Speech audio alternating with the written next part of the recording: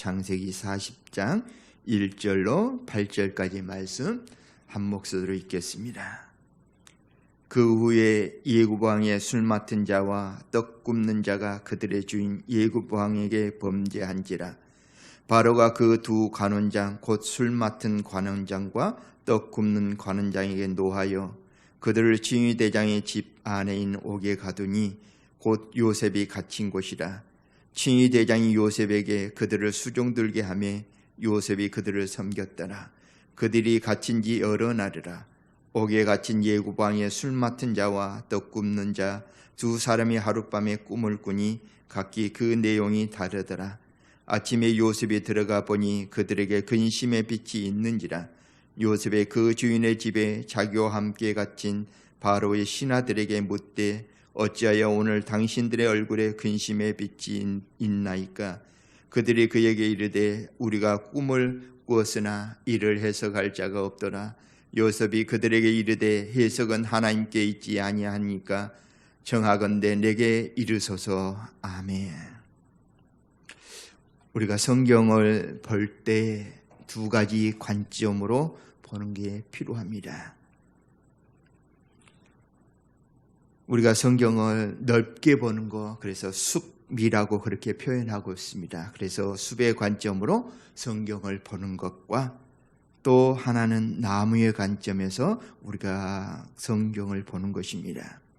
그래서 아브라함 이야기 우리가 잘 알고 있잖아요. 하나님께서 창세기 12장에서 말씀을 주고 있습니다. 그런데 그 중에서도 2절 말씀 보면 내가 너로 큰 민족을 이루고 내게 복을 주어 내 이름을 창대하게 하리니 너는 복이 될지니라.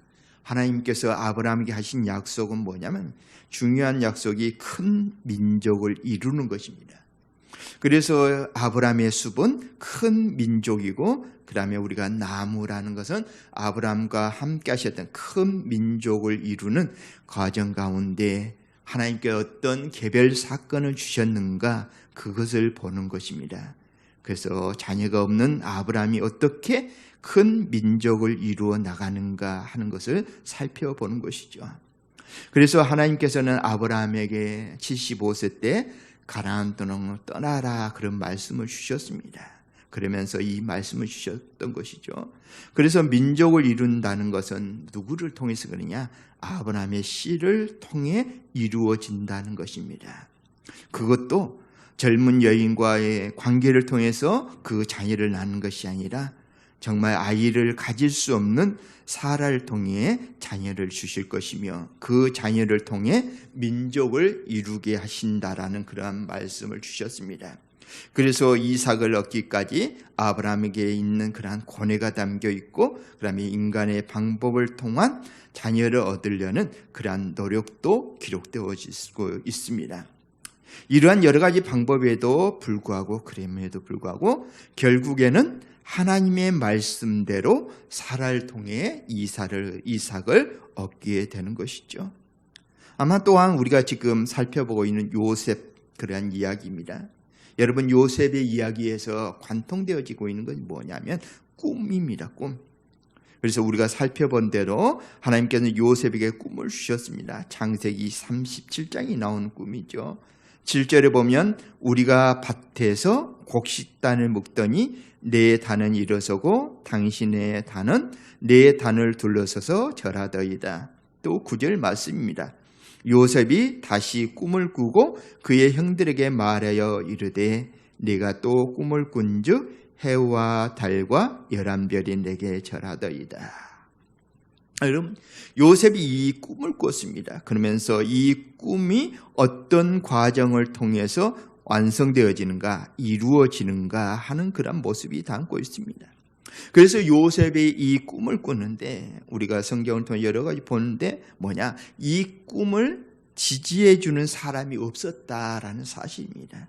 그러니까 하나님의 주신 꿈을 누가 이 요셉이 꾸었는데 주변 사람들은 지지해 주기보다는 하나님의 주신 꿈을 무력화시키려는 그러한 일들을 한 것을 우리는 성경을 통해 보게 됩니다. 그러나 하나님의 주신 비전은 공격은 받지만 결국에는 하나님의 꿈이 이루어지는 것을 요셉을 통해 우리에게 볼 수 있습니다. 그래서 사단 마귀는 하나님의 일을 수단 방법을 가리지 않고 방해하려고 지금도 하고 있다는 것, 그런 것을 우리는 보게 됩니다. 그래서 우리가 하나님의 일을 볼 때 우리가 하나님의 계획을 주시고, 그런데 그 계획이 정말 순탄한 길로 이루어지지 않는다라는 걸 보게 되죠. 요셉도 마찬가지입니다. 하나님께서 꿈을 꾸게 하셨지만 그러나 형제들이 방해하고, 또 형제들은 요셉을 죽이려고 했습니다. 뿐만 아니라 죽이지는 않고 미디안 상인들에게 팔아 보디발 집으로 보내는 것 우리는 보게 됩니다. 즉 말하면 하나님의 계획이 요셉을 팔아버리면 수포로 돌아갈 것 같은 그런 생각을 형제들이 했다라는 것입니다. 정말 형제들은 요셉의 형제들이지만 이 하나님의 계획을 방해하는 그 모습 속에서는 사탄의 역할을 하고 있는 것, 그런 것을 볼 수 있습니다. 여러분, 예수님의 구원 사역에서도 마찬가지죠. 여러분, 예수님의 구원 사역에서도 마귀는 그 요한을 통해서 세례 요한을 통해서 그 하나님의 일을 방해하려는 그런 모습을 보이게 됩니다. 요한복음 13장 2절에 보면 마귀가 벌써 시몬의 아들 가룟 유다의 마음에 예수를 팔려는 생각을 넣었다라고 말하고 있습니다. 13장 26절에서 27절 말씀 보면 한 조각을 적셔서 가룟 시몬의 아들 유다에게 주니 조각을 받은 후 곧 사탄이 그 속에 들어간지라. 마태복음 26장 15절에 보면 내가 예수를 너에게 넘겨주리니 얼마나 주려니냐 하니 그들이 은 30을 달아주거든. 그렇죠. 이 가룟 유다가 예수님을 은 30에 팔면 여러분, 하나님의 그 복음 운동이 끝날 것처럼 생각했다는 것입니다.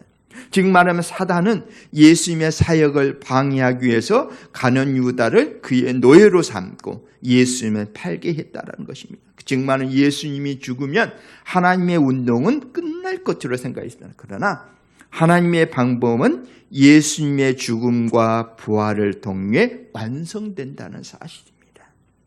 즉 말하면 예수님의 죽음과 부활을 통해 사망 권세가 멸하게 되는 것이죠. 예수님의 승리는 죽음 위에 이루어지는 부활에 있는 걸 사단은 몰랐다는 그런 사실입니다. 오늘 말씀으로 또 다시 돌아오면 여러분, 보디발의 부인은 참 끈질기다 그러죠. 어제 봤을 때 끈질기는 거. 그래서 죄의 속성은 끈질김에 있다라는 걸 우리는 알 수 있습니다. 그러면서 이 보디발의 부인, 그래서 요셉, 요즘 하는 말로 스토킹이라는 그런 말이 있습니다.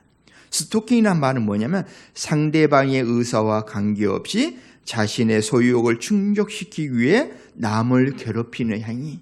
즉 말하면 이 보디발의 부인은 정말 아무 의사와, 정말 요셉의 의사와 상관없이 자신의 소유욕을 충족시키기 위해서 요셉을 괴롭히는 그런 모습을 볼 수 있습니다. 그래서 이 보디발의 부인은 끈질기게 요셉에게 요구하지요. 같이 동참하자는 그런 끈질기게 유혹합니다. 그렇지만 요셉은 이 모든 것을 거절하는 그런 모습을 보게 됩니다. 어느 날인가 요셉이 자기 일을 하기 위해 집에 들어갔는데 그 집에는 사람은 없고 오직 보디발 부인만 있는 것입니다. 아마도 그 여인이 계획을 세웠겠죠. 요셉이 들어갔을 때에 요셉의 옷자락을 붙잡고 동침하기를 원합니다. 그랬을 때 요셉은 자기의 옷을 이 여인의 손에 놔두고 도망치는 그러한 상황이 이르렀습니다. 그랬을 때 이 여인 큰 소리로 소리치는 거죠. 히브리 사람이 나를 희롱하고 동침하러 들어왔다가 내가 소리 지르매 그가 옷을 버려두고 도망갔다라고 말합니다. 당연히 보디발은 그 아내의 말을 듣고 요셉을 향하여 분노하게 되고, 분노한 보디발은 요셉을 붙잡아 자기 집에 있는 옥에 가두어 버렸습니다. 그런데 그 옥은 왕의 제술들과 함께 가두는 그런 옥이었습니다. 성경에서는 이 부분을 우리에게 이렇게 말해주고 있습니다. 요셉이 어깨에 갇혔으나 여호와께서 요셉과 함께 하시고. 여러분, 정말 하나님께서는 이 요셉을 어디로 이끌으시냐? 이 옥속으로 이끌었다는 거 우리는 알게 됩니다. 우리가 살다 보면 억울한 일을 당할 때가 있습니다. 분노하고 소가리를 하게 될 때도 있습니다. 요셉을 통해 우리가 위로를 받는 것은 억울한 일을 당할 때 하나님께서 나와 함께 하신다는 사실입니다. 그래서 우리는 하소연하기 위해 다른 사람을 찾기보다는 하나님 한 분만은 내 진심을 아신다는 그 사실을 알고 우리는 억울한 일, 정말 힘든 일을 당했을 때 하나님께서 나와 함께 해주신다. 그 믿음을 가지고 하나님께 더 가까이 해야 된다는 사실입니다. 하나님은 오간에 있는 요셉에게 인자를 베풀어 주시죠. 그리고 그곳에 또 다른 사람을 만나게 해주십니다. 그래서 간수장이죠. 간수장의 은혜를 받게 하십니다. 여러분, 하나님은 어떤 환경에서도 돕는 사람을 우리에게 허락해 주십니다. 이 요셉에게도 허락해 주시죠. 보디발이 했던 것처럼 간수장도 옥중제수를 다 요셉에게 맡길 뿐만 아니라 재반 사물을 요셉이 치르도록 하는 것입니다. 그래서 창세기 39장 23절을 보면 간수장이 그의 손에 맡긴 것을 무엇이든지 살펴보지 아니하였으니 이는 여호와께서 요셉과 함께 하심이라. 여호와께서 그를 범사에 형통하게 하셨더라. 여러분, 감옥에 갇힌 요셉입니다. 노예가 옥에 갇혔다는 것은 여러분 절대 희망이 없다는 그 일입니다. 노예의 삶 그 자체만으로도 여러분 희망이 없겠죠. 근데 그것에 더하여 옥에 갇혔다라는 것은 절대 희망이 없는 그런 요셉입니다. 여러분, 하나님을 제외하고 전혀 희망이 없는 곳에 하나님께서 일을 시작했다는 사실입니다. 초대교회를 보면 복음 전파가 두 방향에서 이루어진 것을 보게 됩니다. 팔레스틴을 비롯한 곳에는 복음 운동이 정말 사회에서 인정받지 못한 평범한 사람들을 통해 이루어졌습니다. 반면에 로마에서의 복음 운동은 귀족층을 중심으로 이루어졌습니다. 그런데 그 귀족층을 만날 수 있는 곳이 어디냐 하면 감옥이었다는 사실입니다. 왕의 귀족들이 갇힌 감옥이면 여러분 상황이 달라질 수도 있겠죠. 바울도 로마에서 왕의 귀족들이 갇힌 감옥에서 복음을 전하는 것입니다. 그들이 복음을 믿고 변화가 되는 것이죠. 그래서 이 감옥에서 요셉이 두 사람을 만나죠. 두 간원장. 40장 1절에 보면 그 후에 예굽왕의 술 맡은 자와 떡 굽는 자가 그들의 주인 예굽왕에게 범죄하니라. 범죄하여서 이 요셉이 있는 그러한 감옥에 갇히게 됩니다. 그런데 어느 날 이 두 간원장이 너무나 생생한 꿈을 꾸게 됩니다. 그래서 너무나 생생한 꿈이기에 이 두 간원장 너무나 근심하는 거죠. 근심이 얼굴빛에 나타나는 것입니다.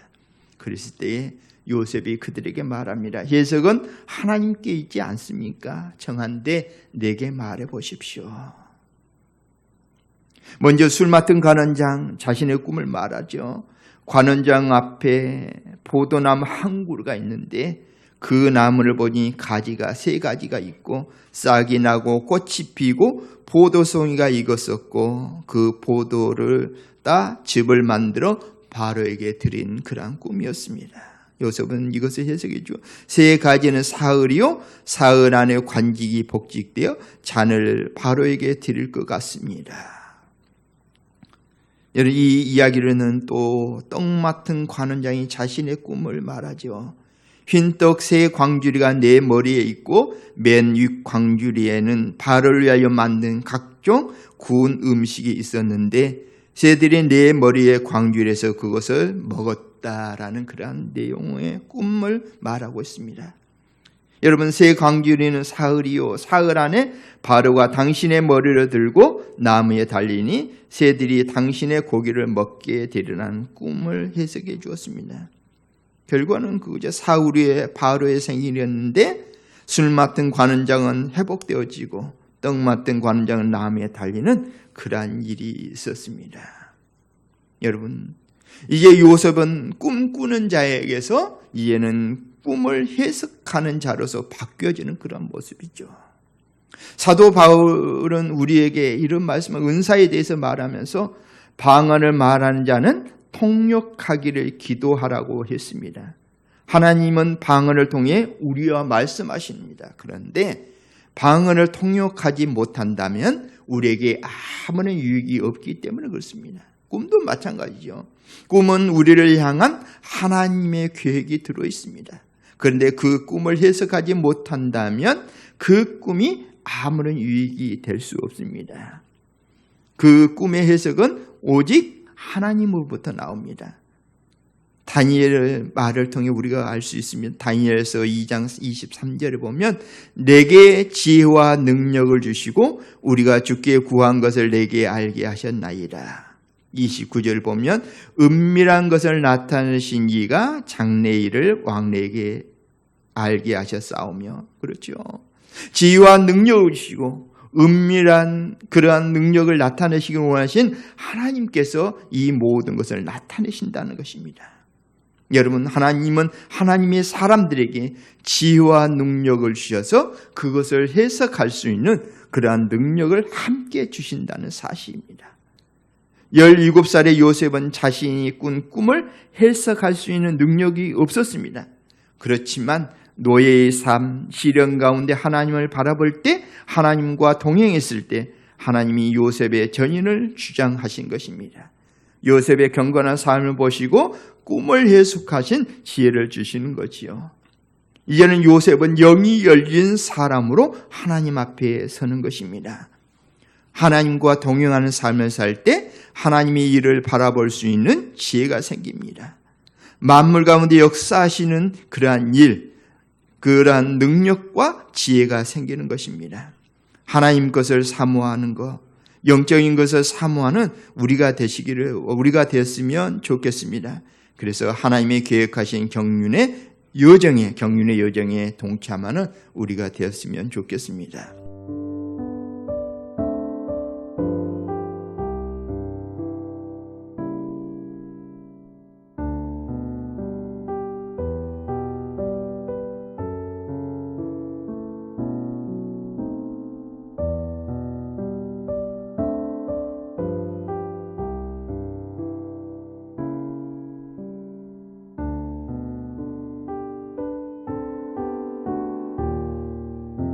요셉과 같은 힘든 상황 속에서도 오직 하나님만 바라볼 수 있는 저희들이 되기를 원합니다. 하나님과 동행하는 삶이 될 수 있도록 늘 함께하여 주시옵소서. 믿음의 사람들에게 유익이 되는 은사를 사모하는 저희들이 되기를 원합니다. 눈과 강취, 코로나로 인해 힘겨워하는 이웃들에게 우리 주님 돌보심과 위로하심으로 늘 함께하여 주시옵소서. 예수님의 이름으로 기도하옵나이다.